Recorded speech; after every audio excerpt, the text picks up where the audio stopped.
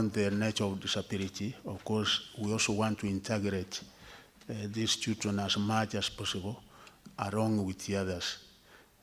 We are capturing this information, as I said, and based on the information that we will be able to get in this, it will inform our decisions going forward, such that we are able to know the number of those with disability in the normal regular schools, such that when we are forwarding capitation, it is done taking that into consideration, because the information sometimes we have in NEMIS does not really tell you specifically that this one is suffering from this kind of disability, and that's why we have found it necessary to undertake the kind of survey that we are undertaking, which will now be able to rectify some of these anomalies.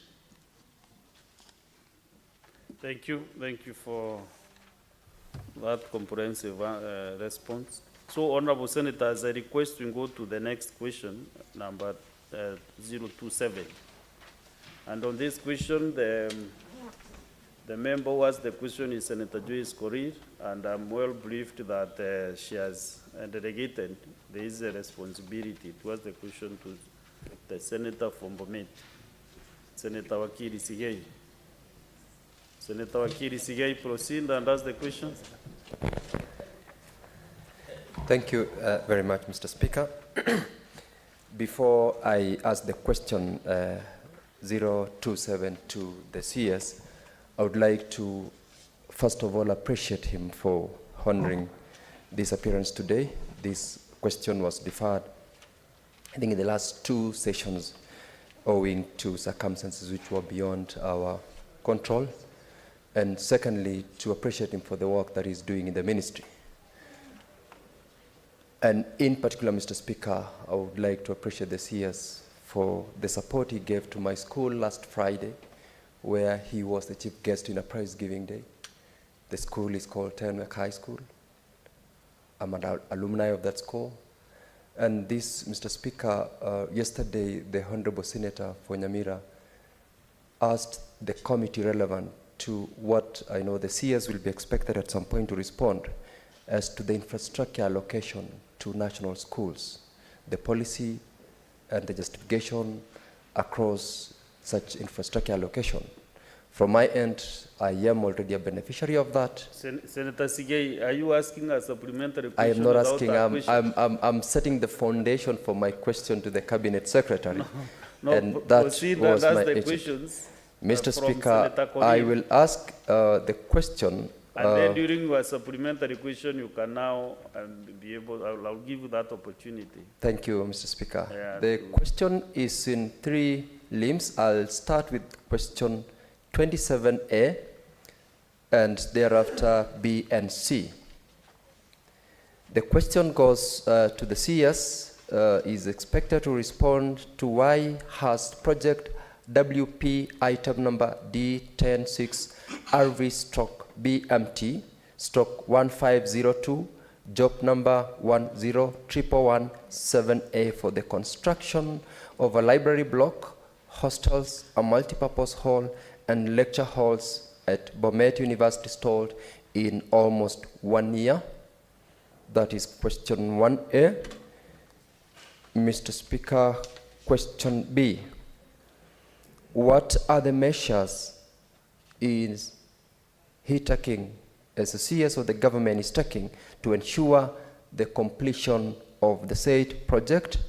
And C, could the Cabinet Secretary provide an update on the findings of the task force that was established to address the issue of tarmacking of the grounds adjacent to the library block, the hostel, the multipurpose hall, and lecture halls at the institution? I thank you, Mr. Speaker. Before Honorable CS you respond, I want to confirm that whether through my colleagues who are supporting us here, whether the response is circulated to other members.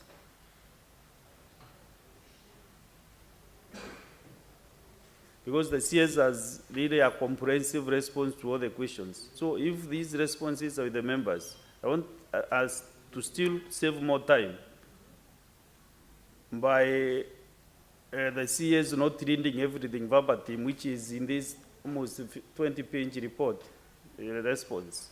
So if the members have these responses, then Honorable CS, I will ask you not to go verbatim on every one and comma and full stop, and just summarize your answers so that we can be able to create more time. So I'm encouraging members to read. The culture of reading should be really be implemented in this house, and members to be encouraged to read reports, so that also we don't take a lot of time reading through the sentences and paragraphs verbatim. Proceed, Honorable CS. There is nothing out of order. No clarification whatsoever. Proceed, Honorable CS. Thank you. Thank you, Honorable Speaker. I will try to do exactly that. One, to say that the Bomet University project consists of the following works: an academic block, tuition block, one multi-purpose hall, one library block, two hostel blocks, and the civil works around the buildings. The project was started way back when a contract was given in November 2016, and the contract was between then Moi University and Mr. Smith and the Gold Production Limited, who was identified as the contractor. The contract sum was 1,391,982,486, and the Moi University was listed as the employer because Bomet University was a college of Moi University. Upon the settlement of Bomet University as a constituent college way back in July 2017, the project was handed over to Bomet University College on 29th March 2018. The initial contract period was supposed to be for 104 weeks, with the completion date set for 17 November 2018. A number of subcontractors were engaged to handle various aspects of the project, and the subcontractors, I don't have to go through them. They are almost 10, and all of them are listed in the report, and the works that they are supposed to have undertaken in specific areas. The project has not been completed, and there have been 3 extensions of the contract, Honorable Speaker. The first extended the contract by 52 weeks, which was supposed to end in 2019. The second extension was also done for the project to end in 2020, and the other final extension done on 2nd August. The project was supposed to end on 2nd August 2021. The main contractor, Honorable Speaker, abandoned the site, but the subcontractors in May 2021 without providing adequate reasons. And therefore, he left work undone, and the overall completion of the project is about 52%. The tuition block is at 95% complete. The library block is at 70% complete. The multi-purpose hall is at 90% complete. The hostels are at only 5%, while the civil works are at 10%. Mr. Speaker, 33 interim payment certificates have been issued, and out of which 32 have so far been honored. The amount certified and so far paid is 772,945,748, while the amount actually paid is 754,450,117, and there's one certificate which was not therefore paid. After the contractor abandoned the site, the project manager issued a default notice to the contractor on the 29th September 2021, and the copy is enclosed therein. And there has been no response from the contractor ever since then. And he has just absented himself from the site. Therefore, that is the way the situation is, and the measures the government is taking to ensure the completion of the project. Honorable Speaker, we did start quite a number of projects in almost each and every public university in the country, and we were giving them small amounts of money which would not be able to see the project through. And apart from POMET, we also have incomplete projects almost in each and every university. And what we are doing is that this particular year we have been given very little money for this university, because if you go to the initial contract, the amount that has not been paid is 532 million, if we were to go by that. But you know, given that the contractor has absconded, probably another new contractor has to be engaged.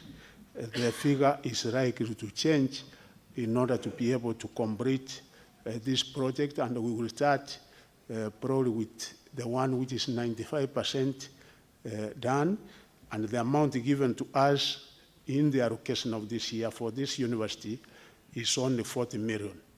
So you can see that we will try to put up a case in supplementary one, and if we get funds in supplementary one, then we should be able to progressively complete that project, starting with like the project which is 95% complete, coming down up to the one which is 5% done, so that we are able to complete the project and have it for use.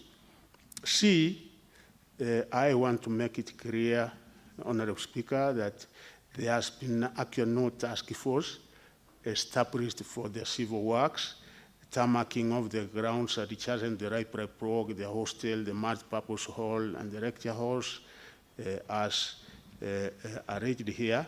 What I want to say is that the civil works are actually a part of the contract. They are part of the contract, but so far, as indicated in the report, they have not been done. So as we undertake the project going in the future, this is one of the areas which was identified as a priority which has to be done. I so submit. Thank you, Honorable CS. Let's get the supplementary questions from the move of the question. Senator Wakiri. Thank you, Mr. Speaker. Before I ask any supplementary question, if there is any one of my colleagues who would, I would ask they go first, then I close. I've got only one supplementary question to the CS. Okay, very well. Let's get from the majority whip, Dr. Boni Kalwale, Senator. Thank you, Mr. Speaker. I'm taking advantage of your guidance that we can swing back to the original question. Mr. Speaker, allow me to thank the Minister for the administrative restructuring and infrastructure support that you are giving to Kakamega County. We thank you. My question is, some of the children living with disability of the past years have moved on and themselves become qualified teachers. Could you confirm if in the ministry you have an affirmative program during recruitment of teachers so that these kind of qualified teachers who themselves have disabilities get supported for recruitment? And if you have, how many such teachers today do we have in the country? Thank you, Mr. Speaker. Honorable CS. Yeah, thank you very much. I cannot be able to give the numbers here, but given the time, I can be able to give you specific numbers. But as any employment in the public sector, I think we have some kind of affirmative action to those people who are physically challenged with disabilities of one kind of or the other. And I'm sure this is one area the Teacher Service Commission should also be doing. So given time, I can be able to give specific numbers of teachers who have been employed.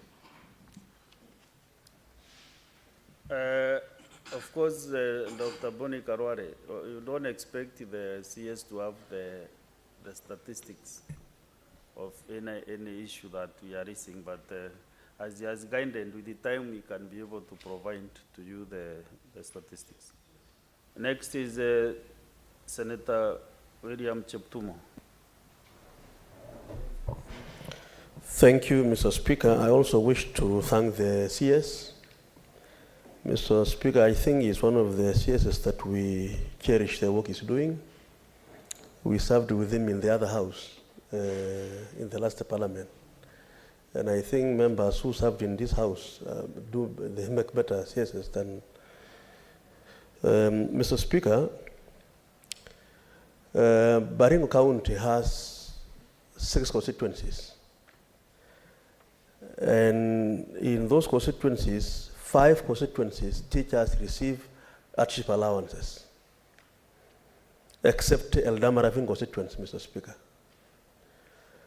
And even the neighboring constituencies, whether from Kericho County, or from Wasingishu County, or from Baringo County, enjoying the same climatic conditions, receive hardship allowances. I want to ask the minister if he's aware that Eldama Ravine has been discriminated upon. Teachers teaching in that constituency have been, Mr. Speaker, for several years, have not been receiving hardship allowances. Are you aware, Bwana CS, that situation?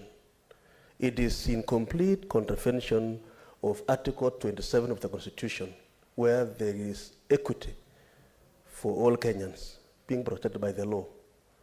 It is important, Mr. Speaker, that that is done. So, Bwana CS, are you aware?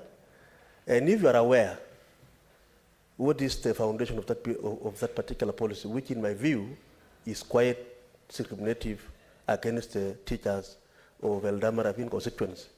And shortly I will be filing a petition, but I just want to set the stage for you to answer that question today, Bwana CS. Honorable CS. Yeah, thank you very much, Honorable Speaker. This, as I have moved around the country, I've been able to encounter these questions in many places I go. There is a place in Ndarawa, which is neighboring Laikipia. The last time I was there, last month, the teachers, same climatic conditions, same kind of hardship. You find a school which is probably 1 kilometer apart. These ones are getting, and these others are not getting, making it necessary for people to apply for transfer in order to get that additional income. Now, the criteria for classifying an area as a hardship, I think is clearly given out and clearly understood.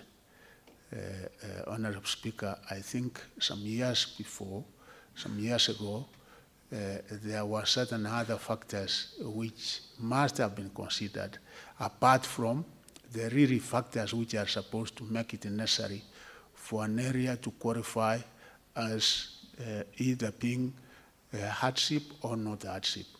Because again, if we classify every area in this country as a hardship, then you know even the amount of money you are giving us in the education sector, if it goes beyond 30% of the total budget, and there are other sectors of the economy, then really I don't know whether we can be able to manage that. Honorable Speaker, I know there's an exercise going on trying to streamline and consider areas which were left behind that are supposed to be considered. Redamarafin had not come to my attention because what we also normally do, there's a ministry which is responsible for that. I think Ministry of Public Service and also internal security. Ours we recommend, and then once they undertake that process and have the area classified as hardship, then ours is to pass over the information for implementation. So, Mheshimiwa, from Baringo County, I would only say that if the press out of the 6 constituencies, this one is not benefiting for one reason or the other, then you can be able to submit the information, and then we will also submit it to the relevant ministry so that it can be able to be subjected to the necessary process. If it qualifies, then as a ministry and even Teacher Service Commission will be instructed to effect as would have been recommended from the necessary channels as given in the law. Honorable says, did you give him the specific state department that did use with those issues? Yes, public service and internal security are the people, even when we get like the case of Nyandarua, which I also forward when I was somewhere in Nyatike, in Migori County. I also did encounter the same kind of program. So, Honorable Speaker, I say that the Honorable Member can be able to give the facts so that we are able to submit the same to the relevant ministry. I was actually intentionally asking that question to help my senior colleague so that he don't petition to the Education Ministry, because that is an issue really touching on many counties. And that question has come severally to the floor of this Senate. Let's get the last one on this question from Senator Fatuma Nduro. Mr. Speaker, I wanted to ask on PWDs. I don't know. No problem. Okay. Thank you, Mr. Speaker, for the opportunity, and CS for your presentation. Now, Mr. Speaker, there is so much challenges on the ground, especially for people living with disabilities at an early stage. At the ECD level, we don't have a structured way of dealing with PWD students. My question is the ministry planning to do anything at that grassroots level, at the foundation level, where the PWDs can get proper foundation to go to primary school? Number 2, placement of special teachers is a big problem in this country, because special students require special teachers who are trained in that particular field. There is a problem in placement of the teachers, and number 2, promotion of the same teachers. Does TSC and the ministry have separate plan from the normal students for PWDs? I thank you, Mr. Speaker. Honorable CS. Yes. Yeah, thank you very much, Honorable Speaker. As members are aware, ECD is the responsibility and the reserve of the county governments, but we work very closely in collaboration. We have a committee which comprises my ministry and the chair of Governor's Council, the governor of Kericho County, Governor Mutai, and one of the areas that we discuss are some of these issues. Actually, we are developing some kind of policy so that there can be uniformity in matters ECD, because what we find, Honorable Speaker, is that each county does its own thing, even the payment of ECD teachers, that lack of standardization, lack of uniformity causes quite a bit of problems, and this is a very critical stage, as the Honorable Member says, foundational running, because if we also lack in this, then even when they transition to grade 1, then there will be a missing link. And because we are encouraging 100% transition, if we leave out the people with disability at this particular stage, then we will also not be able to succeed in the policy of 100% transition. And I think the kind of survey we are doing in this and the meeting we are having between us and the Council of Governors, we will be able to tackle and sort out some of these issues. Okay, Senator Sigay, ask you a supplementary question. Thank you very much, Mr. Speaker.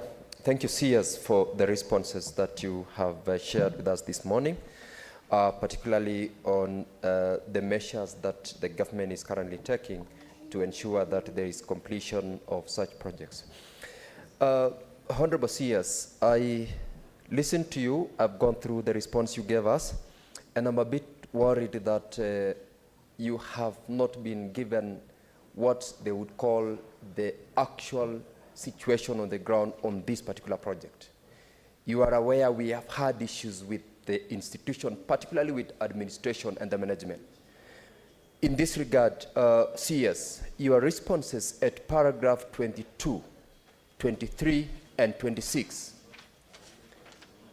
these are where I would want to ask supplementary questions.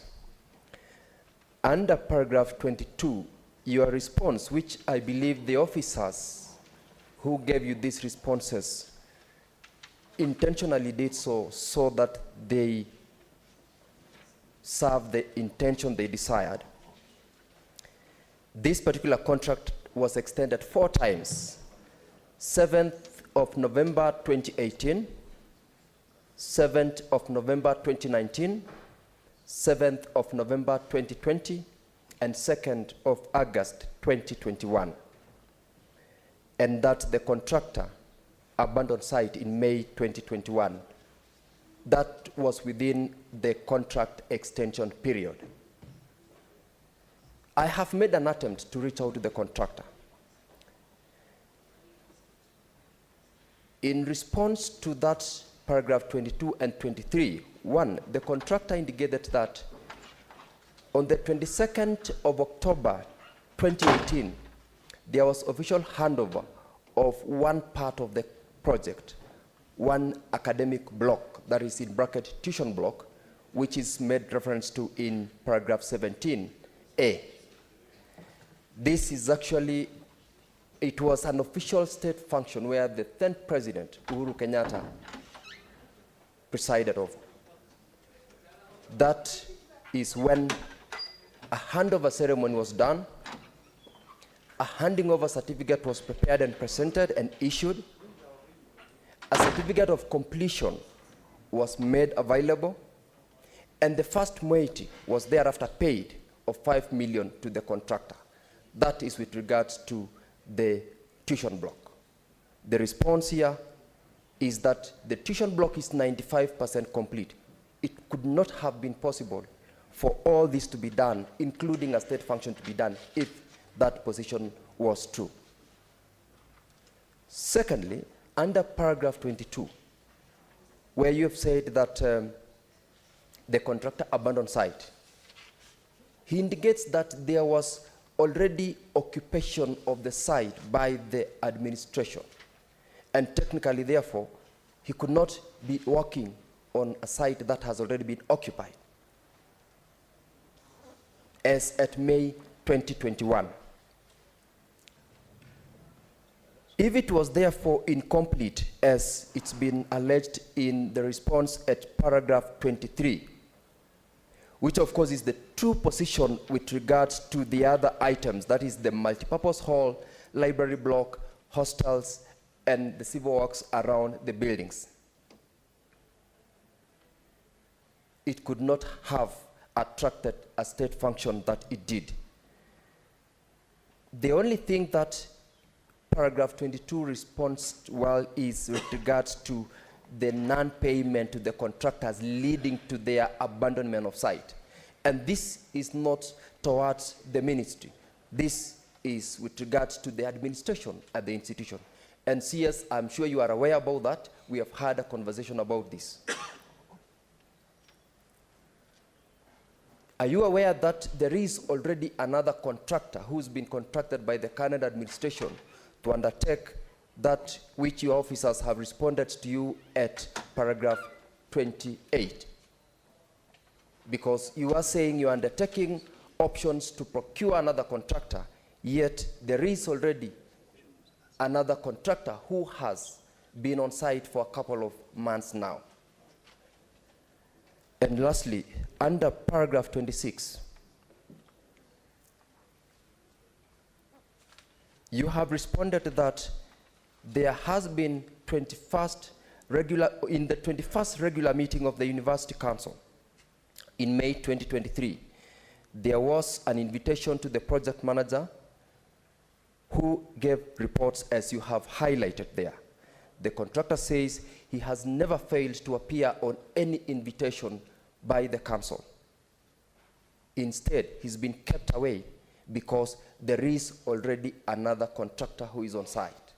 Contrary to the law, contrary to what the ministry would have expected the administration of the institution to undertake.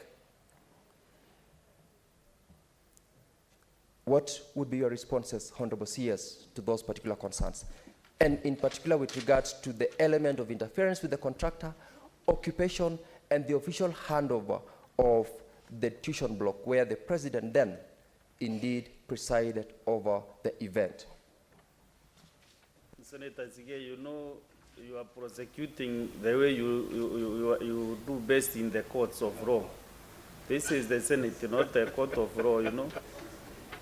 The way you are no, you are okay. I was just, this is just by the way that you are really practicing the court procedures.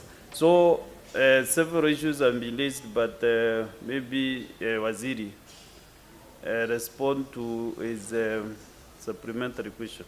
Yeah, thank you. Thank you, Honorable Speaker, and the Honorable Member from Bomet.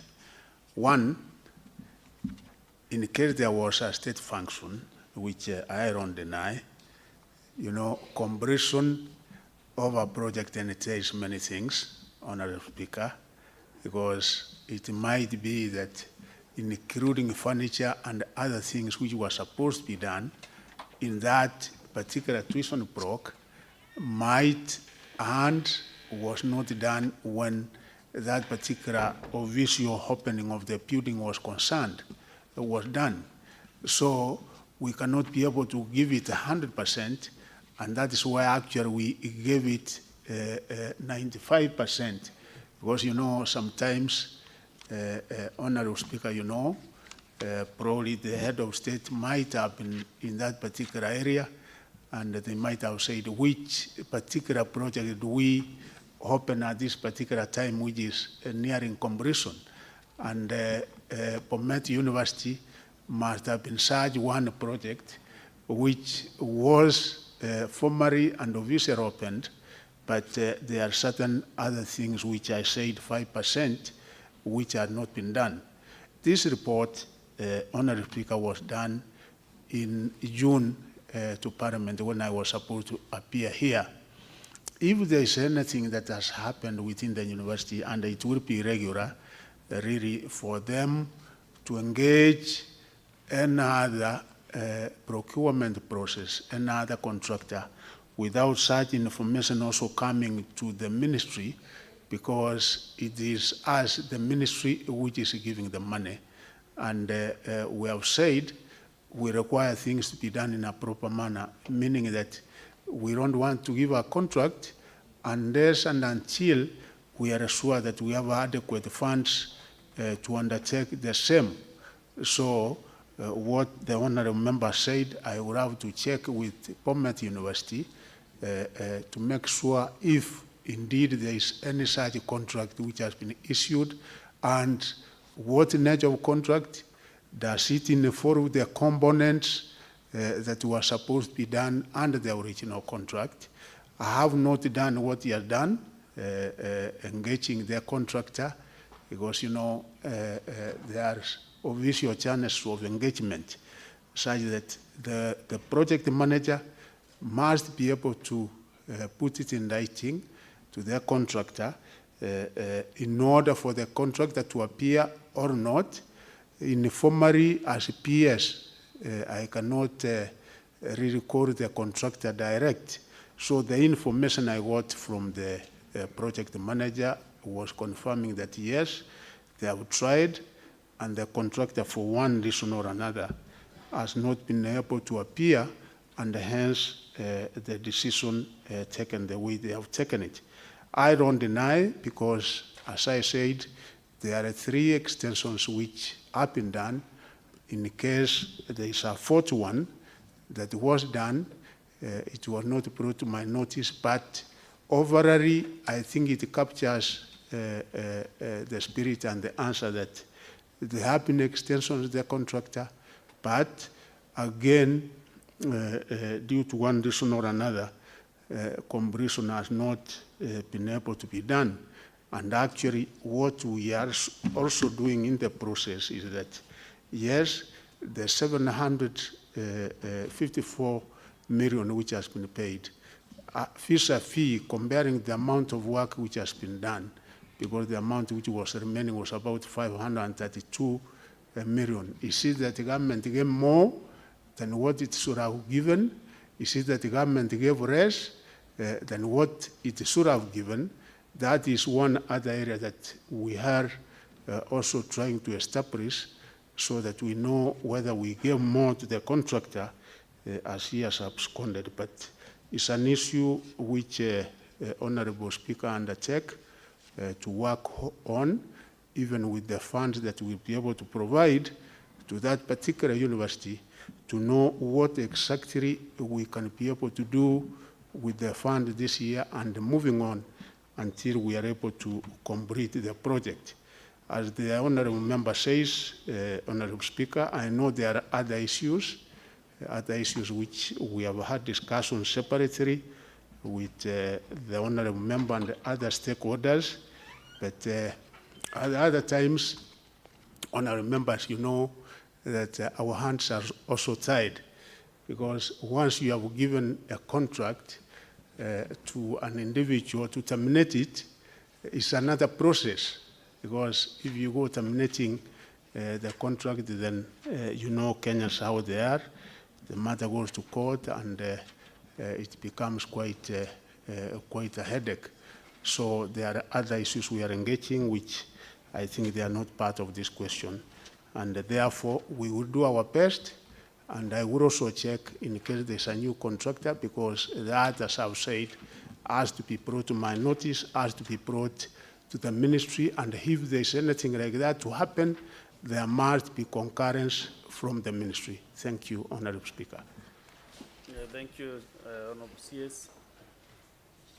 The move of the question is, I think you are somehow satisfied that there are some issues that still can be, the CS will be able to respond after contacting the institution. In the context of the questions which were before the CS, I will take the responses is given, but as I have indicated, there is less that has been shared to the CS than what is actually happening, and we will deal with that on a separate engagement, as he's rightly put. I want to appreciate the CS for also taking your time and appearing. Earlier on, I had wanted to appreciate the CS, Honorable Speaker, and you told me that was amounting to a supplementary question. In my capacity as an old boy of that particular school, I wanted to appreciate the CS for giving us the support that he gave us on that last Friday. We truly appreciate. And that I know is an effort that it took your office to make sure that Tenwek High School as a national institution also gets, in terms of infrastructure, to the status of other institutions. We will support your ministry as also stakeholders in that institution, even as we push ourselves to support this other institution, particularly the one that has brought us here this morning, to also ensure that there is some semblance of appropriate utilization of public resources for the benefit of us Kenyans and the locals who are also looking up to your ministry to do that which it can do within the law to support such institutions. I thank you, Mr. Speaker, and once again, thank you, CS. Thank you. Now let's move to the next question. Question 034 by Senator Felix Tobiko. CBS.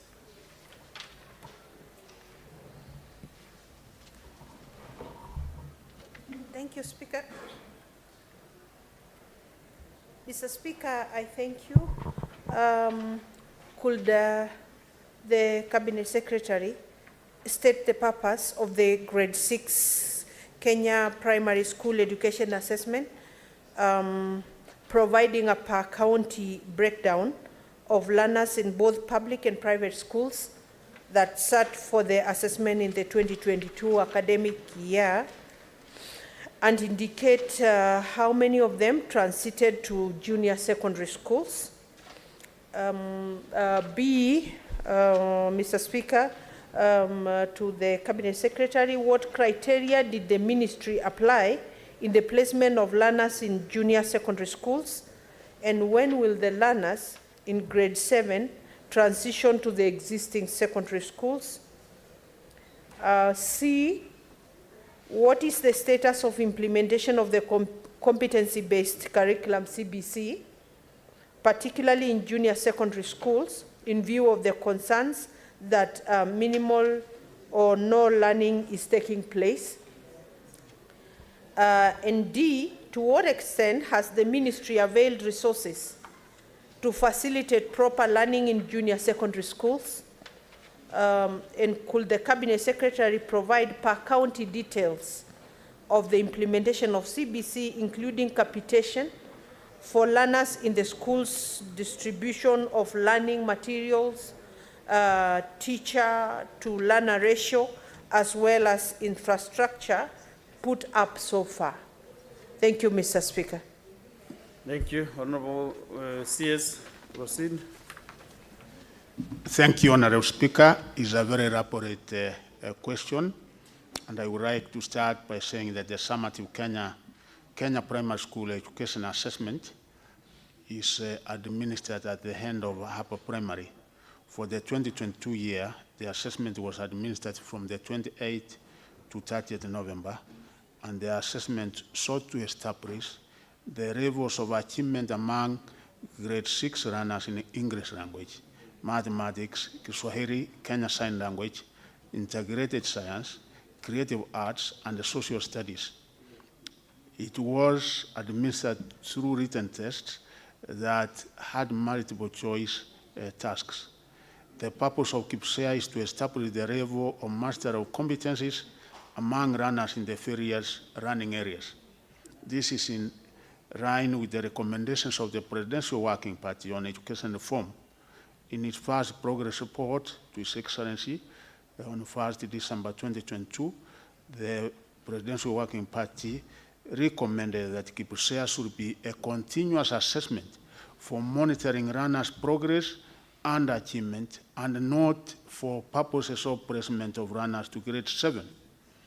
Indeed, we have been able to give, as indicated in the report, the specific objectives of KIPSEA, which is listed from A, B, C, D, E, F, up to H, and I don't require to go into each and every specific areas listed as what the purpose of this is, Honorable Speaker. The assessment was guided by the competence-based assessment framework for the age-based pathways, which recommends an assessment at every end of upper primary. It is important to note that the summative assessment was preceded by a school-based assessment which started at grade 4. The school-based assessment comprises classroom assessments conducted by teachers. The teachers are guided in the curriculum designs on the activities to carry out, to assess learner progress, and to develop appropriate remedial action.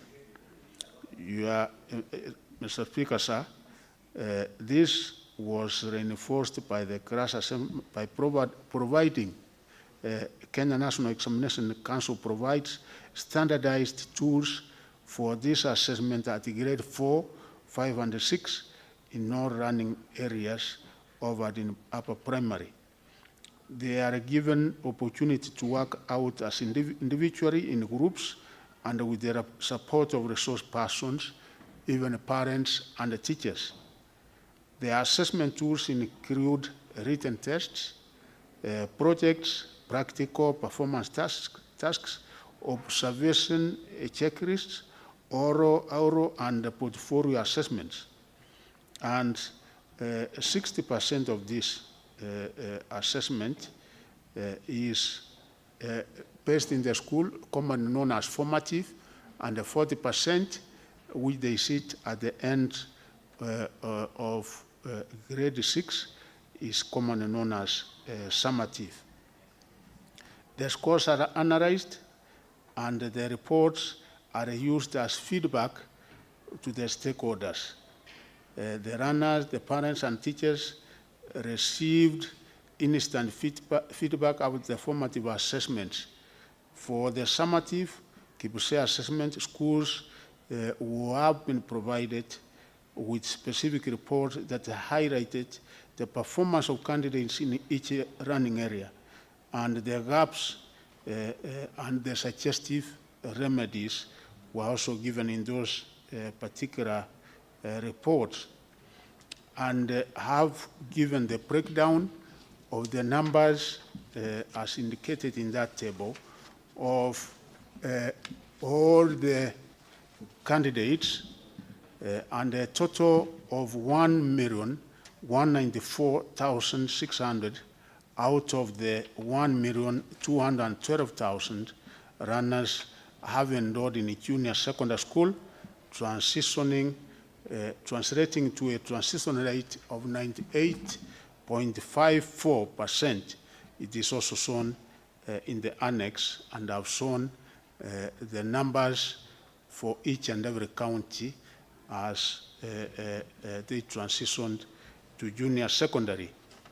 The second part of the question, Honorable Speaker, is that domiciling of junior secondary school in primary schools was also done following the recommendation of the Presidential Working Party, and of course, having received information as to what was required to be done from the counties and the Kenyans at large, because Kenyans were given the opportunity to discuss on this and recommend.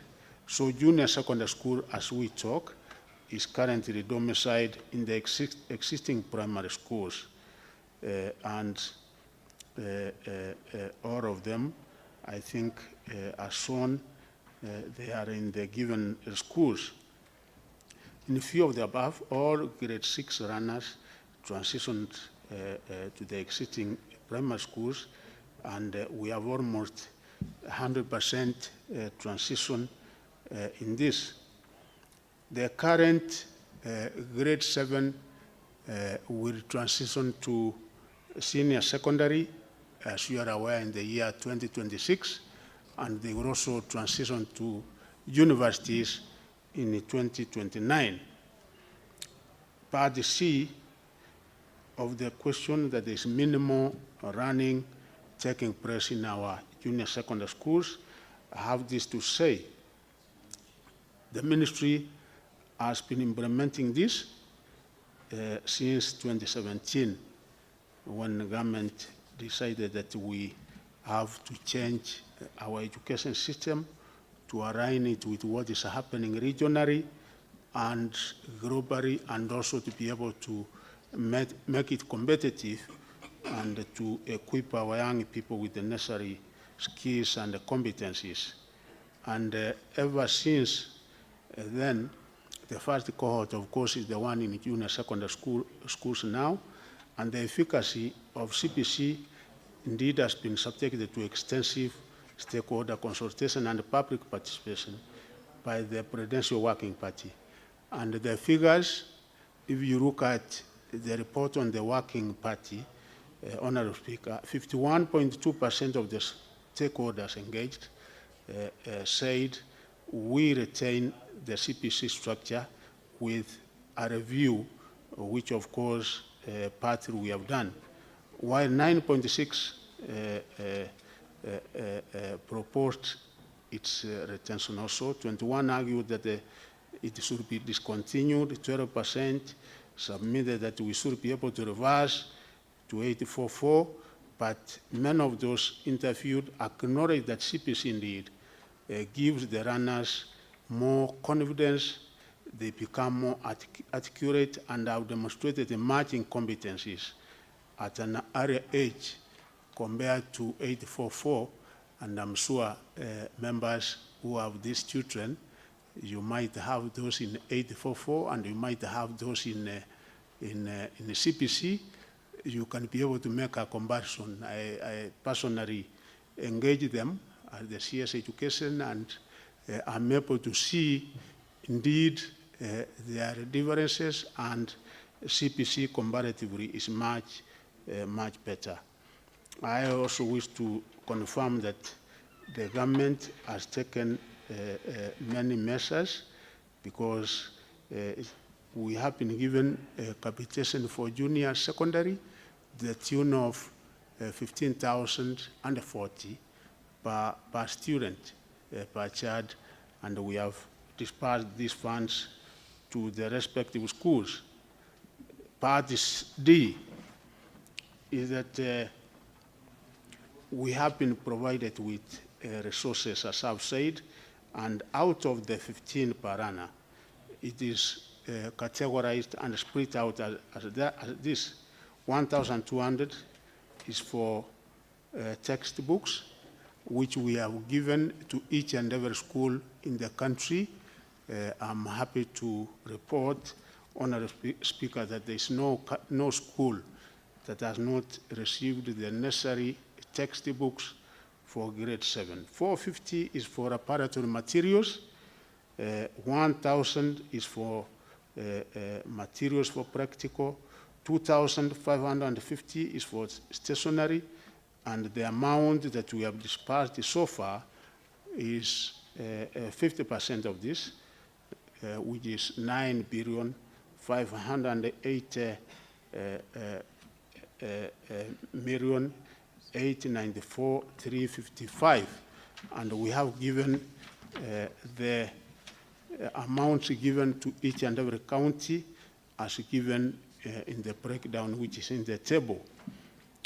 We have also spent on course books 3,164,364,856 for junior secondary alone, and we have also given a breakdown on how that money has been spent in each and every part of this country, in each and every county. Teacher Service Commission has also recruited teachers, 6,000 as interns, and we recruited 30,550 teachers to alleviate the very serious teacher shortage that we have in this, and therefore we have posted a total of 38,917 teachers to the respective junior secondary schools all over the country.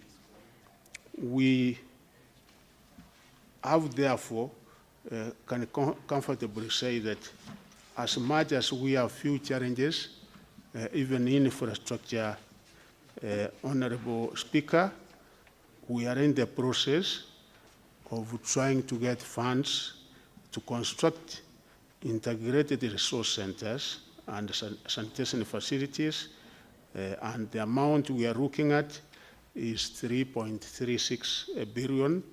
We have already had an engagement with the World Bank, and we hope that we should be able to access these funds, which will then enable us to build and construct a total of 1,867 integrated learning and resource centers. And also our members of parliament through CDF, we are engaging so that they can also be able to assist from the infrastructural part of the funds that they get in CDF, so that we are able to construct particularly laboratories which we are calling integrated resource centers. So I must say that there is proper running going on within our CPC, each and every level from grade 1 to grade 7 where we are, and progressively we are also trying to mitigate on the few challenges that we have, particularly on infrastructural development as required by CPC. I so submit. Yeah, thank you, Honorable CS. That's very comprehensive indeed. Senator Tobiko Pellis, do you have any supplementary question?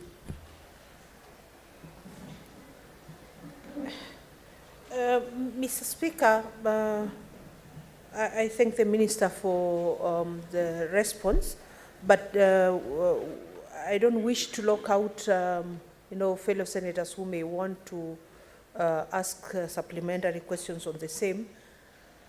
Then, Mr. Speaker, I will do the last. Oh, the last, okay.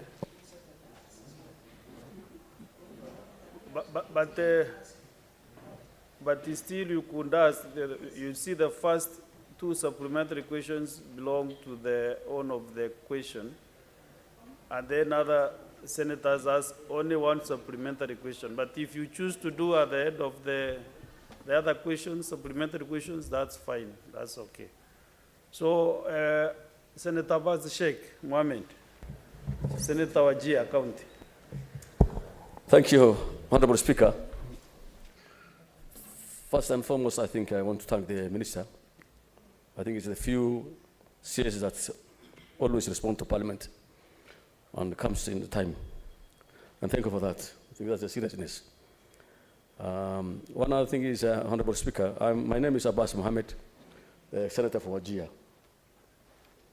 Waziri, I think you know, you have worked in Wajir, I know, in another capacity, and you understand the whole geographical setup. The issue of teachers, acute shortage in Wajir and the entire region of northern Kenya, especially in the three, Mandera, Wajir, and Garissa, has been long overdue. And there's so many teachers who have been moving. There's a lot of, the high turnover teachers as a result of security. TSC has used the region as a recruitment centers, but of course, understanding that the situation of the security is still there, but they still recruit, and maybe after 1 year, the teachers are moving out. The security is not actually in the entire region. The security part, and the security part is along the borders. The other part of the region has relatively a very calm, peaceful situation. But now it has become a trend that any time there's one incident, teachers are moving in masses, and then we have been experiencing the same problems. Teachers shortage for the last 15 years now. And I want to thank you for removing the cluster issues in the teachers training colleges, because that has been also an impediment to training of teachers in that region. What plan do you have to at least solve the problem of teachers? Because the insecurity is only one part or one region, along the border. Teachers can be moved to other part of the counties and the other part of the region, instead of remove them from the other region.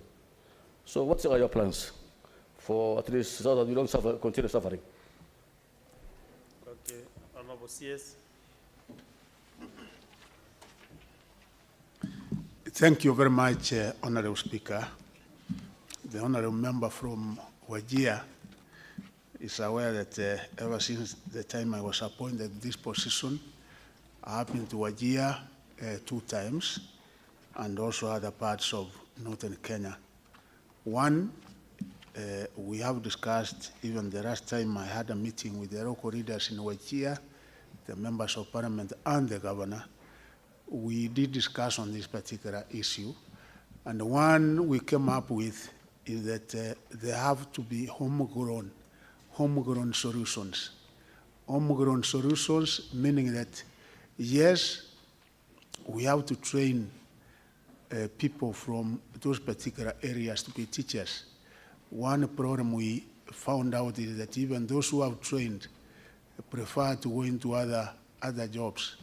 So we don't really have people from those particular areas who, when vacancies arise, can actually apply and be teachers. So we say that the local leadership, I think there is work to be done so that we train enough people from the areas, because yes, depending on people from other parts of the country might not be a permanent solution aside. The permanent solution is that we have to have that homegrown solution. The second one, Honorable Speaker, the truth be told, is that yes, we have had recruitment from other parts of the country, but there is this problem which is perennial, which seems to be recurring every other now and again, and that is insecurity.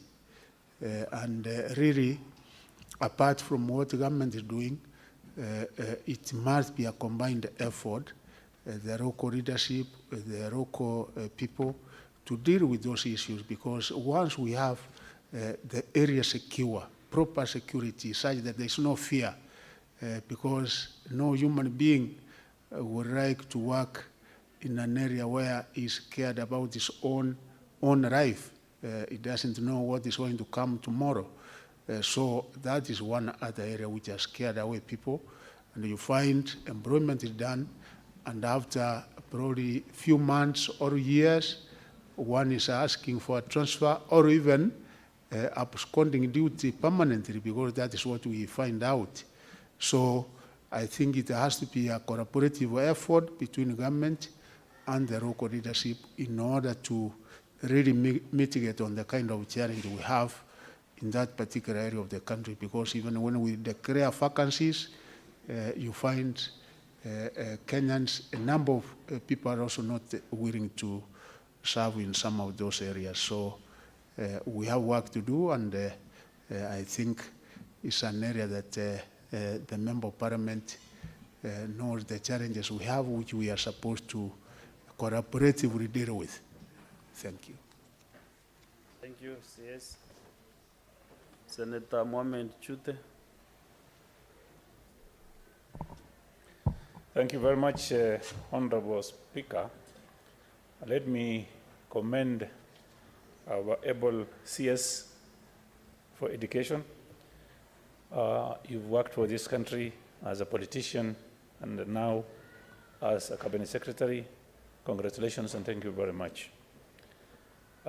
In support of, Mr. Speaker, in support of Senator Sigei, I think and I believe that the cabinet secretary, taking you back to question number 027, you are not, I think you are not given the right picture of what transpired. Looking at the document you produced today, Mr. Speaker, the cabinet secretary has shown that there is a payment of 754. And that one shows the contractor was paid over 30 million shillings. That is something the CS should have known. Again, there is the issue of performance bond. Performance bond, the CS is not mentioning about performance bond. Performance bond normally, Mr. Speaker, as you are aware, if you look at yesterday's paper, you've seen Senator Chute has a scandal of 2 billion shillings. That 2 billion shillings, that 2 billion shillings, each contractor can get 30 billion shillings. And Mr. Speaker, when you see this kind of headlines, people don't know the difference between payments to contractors and scandal. What is your point of order, Senator Samson?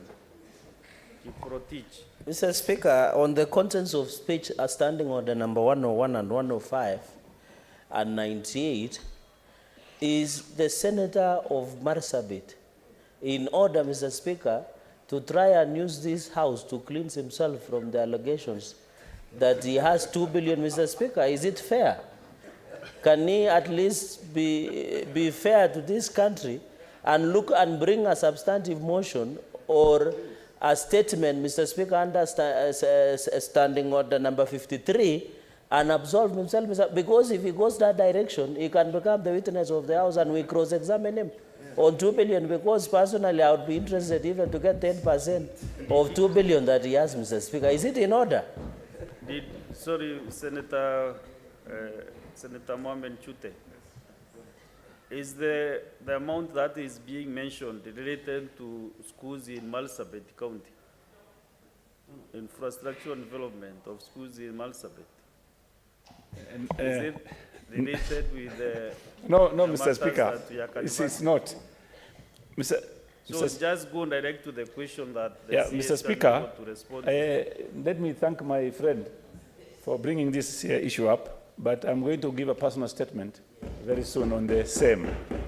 Thank you, Mr. Speaker. My other question was, there is the issue of performance bond. The able CS would have told us how much they recovered by recalling the performance bond. And if he cannot give the answer now, can he get some time and give us that answer, if possible, in the next 1 week? Thank you very much. No, you have no powers to direct the CS. Thank you. You are not the chair, Honorable. Why are you taking powers that does not belong to you? Okay, Waziri. Yeah, thank you, Honorable Speaker, and the Honorable Member from Marsabit. We have had 2 functions in Marsabit, one in Moyare and another one in Marsabit. And there were quite a number of challenges that we were also able to witness in Marsabit, which I think he will also be able to focus himself on, like the only A that we had in Marsabit was a student who went to Maseno School, and you know the recommendations which we had when we were in Moyare, and also the recommendations which we had when we were in a committee in Marsabit. This performance bond is of course a necessity in a project of this magnitude. I did not check the figures on this particular project, and Honorable Speaker, is something that I can also be able to work on and get the figures and be able to avail the figures to the Senate in the next meeting.